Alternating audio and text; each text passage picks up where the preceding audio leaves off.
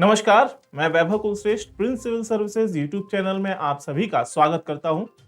आज हम बात करेंगे द इंडियन एंटार्क्टिक बिल 2022 के बारे में, जिसको हाल ही में हमारे पार्लियामेंट में पेश किया गया है।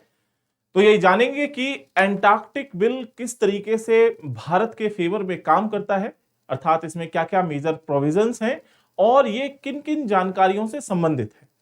तो चलिए हम आरंभ करते हैं अपने इस विषय को। और सबसे पहले एंटार्क्टिक यानी कि हमारे पृथ्वी के दो पोल हैं, नॉर्थ पोल और साउथ पोल। नॉर्थ पोल पे आपको मिलता है आर्कटिक, वहीं साउथ पोल पे है एंटार्क्टिक। तो ये रहा वो एंटार्क्टिक जो साउथ पोल दक्षिण ध्रुव पर स्थित है और इसी से जुड़ा हुआ ये बिल है। तो अभी अगर हम चर्चा में देखें तो ये जो बिल है इसको यहाँ पर इंट्रोड्यूस किया गया है for protecting the Antarctic environment, Antarctic के एनवायरमेंट को प्रोटेक्ट करने के लिए, and to give effect to components of the Antarctic treaty system that it has signed और रेटिफाइड। तो यहां पर एक एंटार्क्टिक ट्रीटी सिस्टम है जिसको पहले ही बनाया जा चुका है, उसी से जुड़े हुए कुछ तत्व हैं जिसको इस बिल में शामिल किया गया है। तो हम ये जानेंगे कि ये एंटार्क्टिक ट्रीटी सिस्टम भी क्या है, ठीक है। और इसके साथ साथ the bill also seeks to establish a mechanism to regulate and monitor activities at India's research stations in Antarctic. तो हमारे एंटार्क्टिक में भारत के 3 स्टेशन थे, अभी तक बने हैं। पहला था दक्षिण गंगोत्री, फिर मैत्री और फिर तीसरा आपका भारती था। तो दक्षिण गंगोत्री एक वहां पर नेचुरल डिजास्टर होता है, उसमें वो तबाह हो गया। फिर मैत्री दूसरा हमारा रिसर्च स्टेशन बना और उसके बाद लेटेस्ट है भारती। तो इन स्टेशंस को भी किस तरीके से वर्किंग करनी चाहिए उससे भी संबंधित यहां पर कुछ जानकारियां शामिल की गई हैं। तो चलिए पहले हम जानते हैं एंटार्क्टिक ट्रीटी सिस्टम, क्योंकि इसी के वेरियस कंपोनेंट्स को इस बिल में शामिल किया गया है। तो ये जो एंटार्क्टिक ट्रीटी सिस्टम है इसको आप यहां पर देखिए कि ये एंटार्क्टिक ट्रीटी सिस्टम है, it relates related agreements collectively known as Antarctic Treaty System. It is a set of arrangement made for the purpose of regulating relations among states in the Antarctic. Means पूरे विश्व में जितने भी देश हैं वो इस दक्षिणी ध्रुव पर आकर क्या क्या कार्यवाही कर सकते हैं और क्या क्या कार्यवाही यहां पर प्रोहिबिटेड हैं, जिनको नहीं करना चाहिए। इस क्षेत्र के ऊपर किसी भी देश का कब्जा नहीं है, तो इसके ऊपर कोई भी देश अपना कब्जा नहीं कर सकता। अब इसी में कुछ कुछ जानकारियां यहां पर 10 पॉइंट मैंने शामिल किए हैं। पहला है नो मिलिट्री यूज, यहां पर कोई भी देश अपनी सेना को तैनात नहीं करेगा। दूसरा, फ्रीडम ऑफ साइंटिफिक इन्वेस्टिगेशन, जो वैज्ञानिक निरीक्षण है, वैज्ञानिक रिसर्च एंड डेवलपमेंट से रिलेटेड जो भी प्रोजेक्ट्स हैं, चाहे वो किसी भी देश की हो, वो यहां पर आकर अपनी रिसर्च को जारी कर सकते हैं और वहां पर जो वैज्ञानिक समुदाय है उसको स्वतंत्रता है कि वो कोई भी यहां पर रिसर्च कर सकता है। तीसरा है free exchange of scientific plans and data, अर्थात पूरे विश्व के कोई भी देश का कोई भी वैज्ञानिक जो भी रिसर्च करेगा वो समस्त विश्व के लिए वो डेटा प्रोवाइड कराया जाएगा। क्योंकि यहां पर ये माना है कि यहां पर ये जो स्थल है एंटार्क्टिक और ऐसे ही आर्कटिक, ये मानवता के लिए दिए गए स्थल हैं, अर्थात यहां पर किसी भी राज्य या देश का कब्जा नहीं हो सकता। अर्थात जब ये मानवता की बात इसमें आती है तो कोई भी वैज्ञानिक क्यों ना हो, तो उसकी जो रिसर्च निकल के आएगी उसका फायदा प्रत्येक मनुष्य को पहुंचना चाहिए। इसीलिए यहां पर जो भी रिसर्च होगी उसका डेटा सबके साथ शेयर करना है। चौथा है any territorial claims put on hold, कोई भी टेरिटोरियल क्लेम नहीं करना है कि भाई ये इतना क्षेत्र मेरा है, वो दूसरा वाला क्षेत्र तुम्हारा है। ये पूरा जो अंटार्कटिक है जिसको आप मैप में देख पा रहे हैं, ये सभी का है, किसी एक का नहीं। फिर आता है न्यूक्लियर फ्री जोन, अर्थात यहां पर कोई न्यूक्लियर एक्टिविटीज नहीं की जाएगी, ना तो कोई एटॉमिक पावर सेंटर लगाया जाएगा, ना ही न्यूक्लियर बम वगैरह बनाने की तैयारी की जाएगी, ना ही कुछ ऐसे प्लान करना है कि यहां पर कुछ न्यूक्लियर टेस्टिंग कर ली जाए। ठीक है, तो न्यूक्लियर फ्री जोन बनाया गया है। फिर इसके बाद है 6 applies to land but not seas. ये जो एंटार्क्टिक ट्रीटी सिस्टम है, चूंकि इस सिस्टम में बहुत सारे बिंदु हैं जिसको अभी हम आगे भी देखेंगे, जब इसको रेटिफाइड किया गया तो ये डिसाइड किया गया कि जो 60 डिग्री दक्षिणी अक्षांश है, 60 डिग्री साउदर्न लैटिट्यूड, उससे नीचे साउदर्न पोल की तरफ जितना भी भाग आता है उसमें खास तौर से जो लैंड वाला पार्ट है उसको शामिल किया गया है इस एटीएस में। समुद्र वाला पार्ट इसमें शामिल नहीं है। So it applies to land but not seas. फिर सेवेंथ है all stations open to inspection by other nations. जैसे भारत ने दक्षिण गंगोत्री, मैत्री और भारती स्टेशन बनाया है, ऐसे ही अलग अलग राष्ट्रों ने अपने अपने स्टेशंस बनाए हैं, अलग अलग नाम दिए हैं। तो कोई भी राष्ट्र का कोई भी वैज्ञानिक या किसी की भी इंस्पेक्शन टीम किसी भी रिसर्च स्टेशन में जाकर इंस्पेक्शन कर सकती है कि यहां पर क्या कार्यवाही चल रही है, कोई गलत एक्टिविटीज तो नहीं चल रही। तो ऐसे हमारा जो मैत्री है, भारती है इस वक्त, उसमें चाहे तो अमेरिका, रशिया कोई भी आके इंस्पेक्शन कर सकता है, उसको कोई रोकेगा नहीं। फिर आता है आठवां, national laws applies to citizens not to areas. अब जो भारतीय वहां पर जाएंगे, चाहे घूमने के लिए जाएं या वैज्ञानिक रूप में जाएं, तो वहां पर अगर वो कुछ भी गलत काम करते हैं तो उनके ऊपर भारतीय कानून लागू होगा। ऐसे ही अमेरिकन सिटीजन जाता है तो उसके ऊपर अमेरिकन कानून लागू होंगे, ब्रिटिशर्स आएगा तो ब्रिटिश कानून उस पर लागू होंगे। अर्थात यहां पर जो कानून लागू हो रहा है वो व्यक्तियों पर, नागरिकों पर लागू हो रहा है, न कि यहां पर किसी लैंड पर, क्योंकि ये लैंड किसी की भी नहीं है, यानी कि ये सबकी है, किसी एक व्यक्ति एक देश की नहीं है। ठीक है, तो ये भी ध्यान रखना है। फिर है अगला यहां पर ninth, the treaty may be modified at any time requires unanimous agreement of treaty nations. अर्थात जरूरत पड़ने पर इसमें कभी भी बदलाव लाए जा सकते हैं अगर ऐसा लगेगा। टेंथ है all treaty nations to ensure no one carries out acts against the treaty. जितने भी मेंबर नेशंस हैं जिन्होंने इस पे साइन किए हैं, जिन्होंने इसको रेटिफाइड किया है, ये उन्हीं की एक कलेक्टिव रिस्पॉन्सिबिलिटी है कि कोई भी इसका उल्लंघन ना करे, सब इसको माने। ठीक है, तो ये एक मोटी मोटी बातें हैं जो इस एटीएस में 10 बिंदु को शामिल किया गया। अब यही एटीएस में ही हम देखें तो आपको क्या मिलेगा, 4 अलग अलग इंपॉर्टेंट जानकारी हैं, अलग अलग ट्रीटीज हैं जिसको मिलाकर एटीएस बनाया गया है। तो पहला है एंटार्क्टिक ट्रीटी, जैसे 1959 में बनाया गया। दूसरा है convention for the conservation of Antarctic seals. तो सील एक समुद्री प्राणी है जो वहां पर आपको खास तौर से एंटार्क्टिक और आर्कटिक पे मिलती हैं, तो उनके संरक्षण से रिलेटेड है, 1972 में बनाया गया। फिर है convention on the conservation of Antarctic marine living resources, 1980 में बनाया गया। फिर है protocol on environment protection to the Antarctic treaty, 1991, इसी को कहते हैं मैड्रिड प्रोटोकॉल। तो इस एंटार्क्टिक ट्रीटी सिस्टम में ये 4 चीजें शामिल हैं। तो एक एक करके हम इन चारों को भी जान लेते हैं। तो सबसे पहले एंटार्क्टिक ट्रीटी के गोल के बारे में समझते हैं। एंटार्क्टिक ट्रीटी में आपको जितना भी जो एटीएस है, एटीएस में वही 10 बिंदु जो हम लोगों ने देखे थे, 10 पॉइंट्स, वही 10 पॉइंट्स इन सभी चीजों में शामिल है। तो एंटार्क्टिक ट्रीटी में देखो, it prohibits military activity accept in support of science. यहां पर किसी भी प्रकार की मिलिट्री एक्टिविटी यानी कि सैन्य अभ्यास नहीं किए जाएंगे, सेनाएं तैनात नहीं की जाएंगी, बशर्ते यहां पर एक चीज को सपोर्ट में किया गया है कि हां, मिलिट्री का यूज वहां पर किया जा सकता है जहां विज्ञान की कहीं खोज हो रही हो, तो वहां पर सेना का, एयरफोर्स का या नेवी का अगर योगदान लेना पड़े तो वो ले सकते हैं, लेकिन कोई युद्ध करने वाली सिचुएशन वहां पर खड़ी नहीं करनी है। दूसरी चीज है, it prohibits nuclear explosion and the disposal of nuclear waste. तो यहां पर कोई न्यूक्लियर एक्सप्लोजन नहीं करना है, पोखरण जैसी टेस्टिंग नहीं कर सकते हम यहां पर।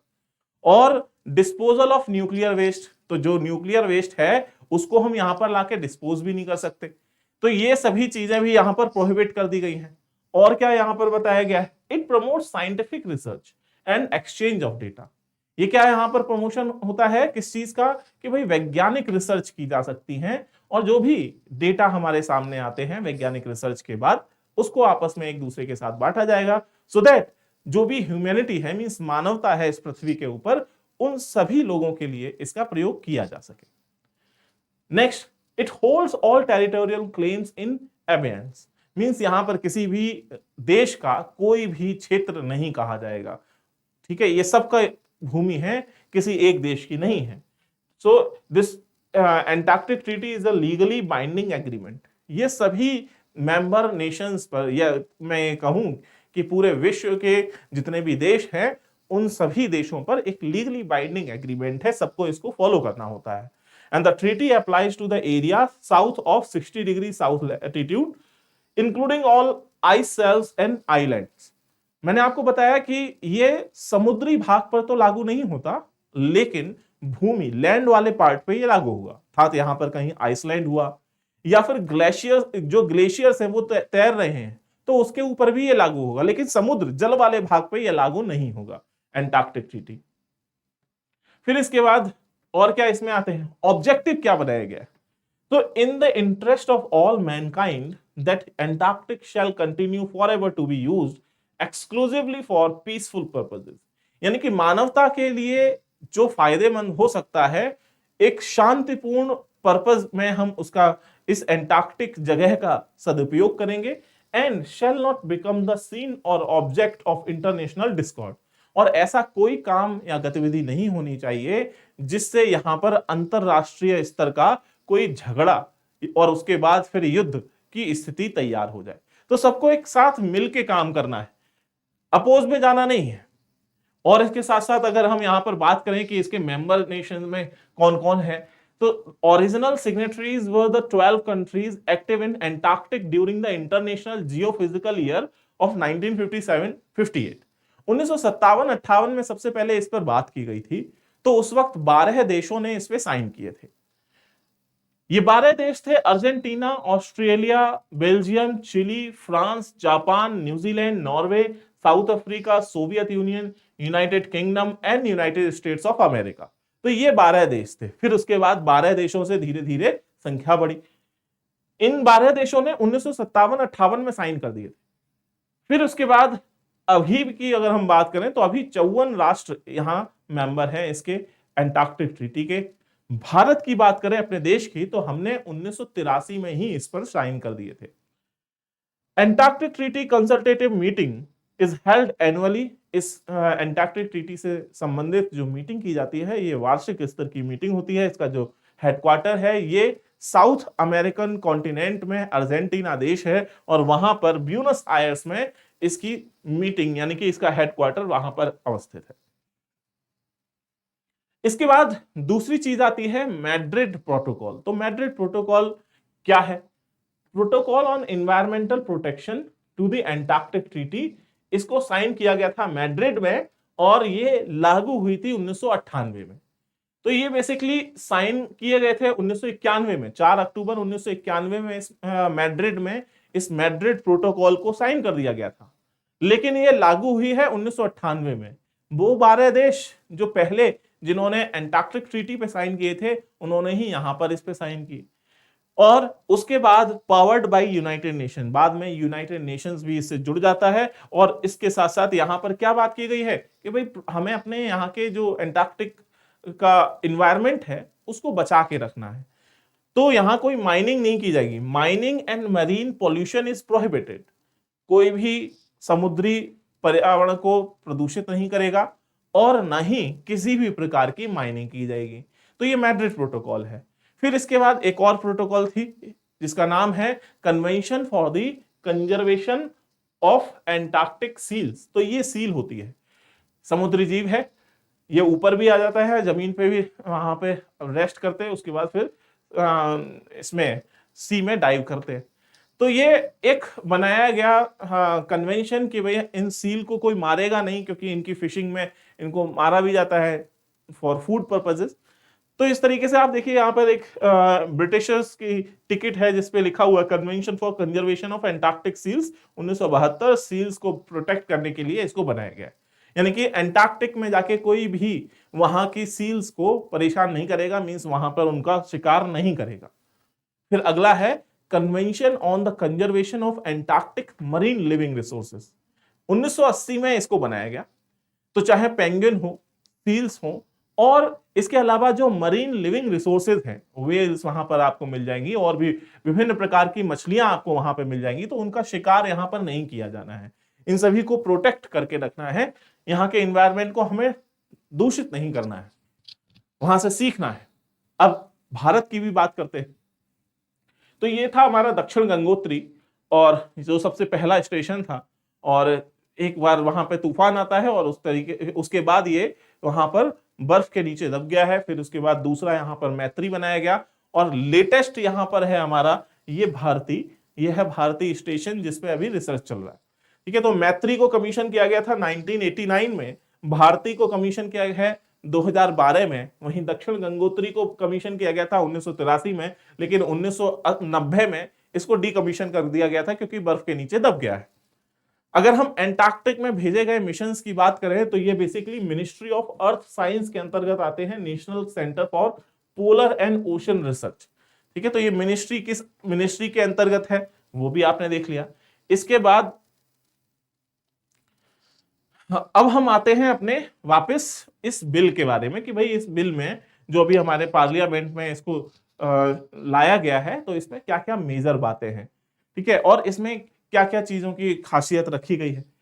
तो अभी इस बिल को लाया गया है, और the draft bill is India's first domestic legislation with regard to Antarctic in India. अभी तक हमारा कोई भी घरेलू कानून नहीं था जो एंटार्क्टिक के लिए स्पेशली बनाया गया, जबकि पहले से ही 27 देशों ने ऐसे घरेलू कानून बना के रखे हैं। हम अभी तक इंटरनेशनल कानून के ही समर्थन में थे, तो इंटरनेशनल कानून को मानना है क्योंकि हम उसके मेंबर हैं, लेकिन घरेलू कानून भी होना जरूरी होते हैं। तो अभी तक उसके ऊपर बात ही नहीं की गई थी, और इसलिए इसको लाया गया है। तो अब हम बात करेंगे कि भाई इसके मेजर प्रोविजंस क्या क्या है। तो सबसे पहला है रिक्वायरमेंट ऑफ परमिट।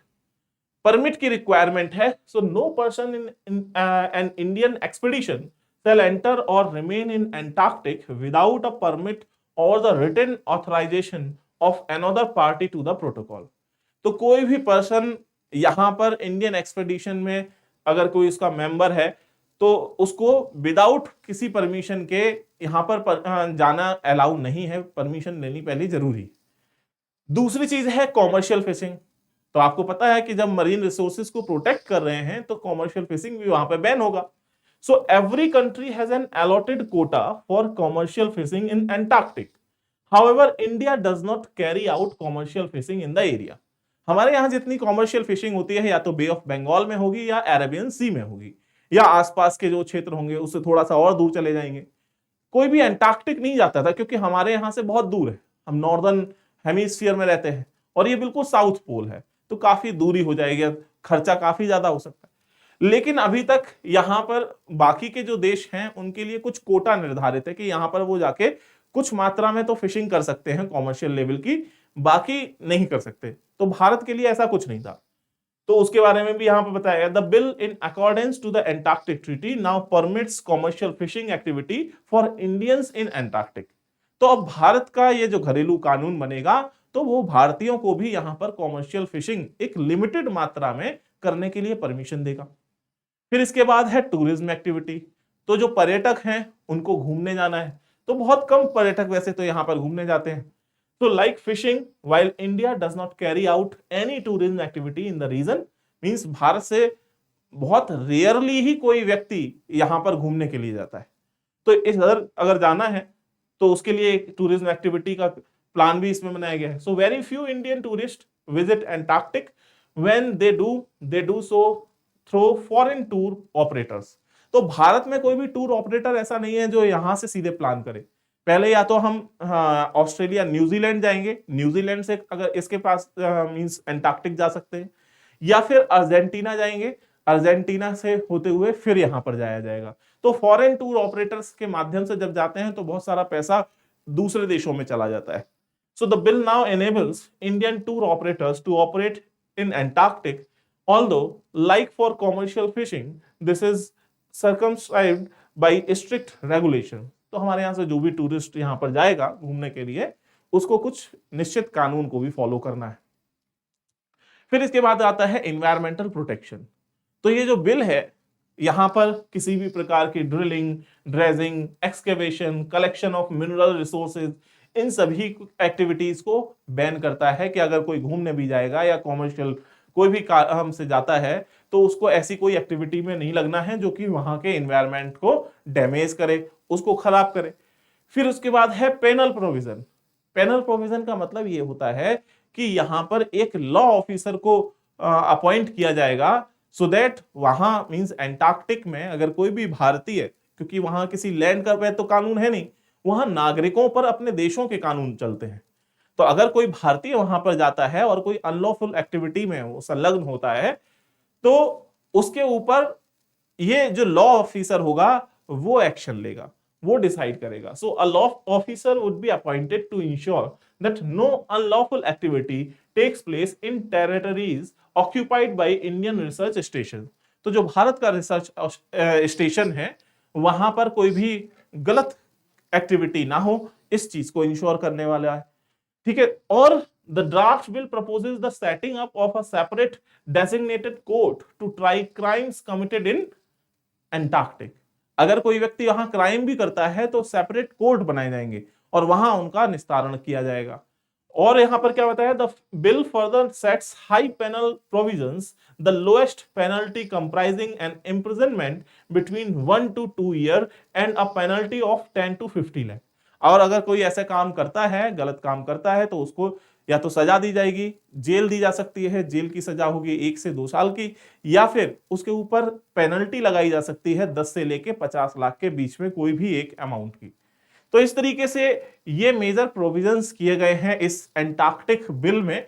देखते हैं इसमें क्या क्या चीजों को और ऐड किया जाता है और किस तरीके से इसको फाइनल किया जाता है। तब तक के लिए थैंक यू। और भी महत्वपूर्ण जानकारियों को देखने के लिए please like, share and subscribe Prince Civil Services YouTube channel. Thank you.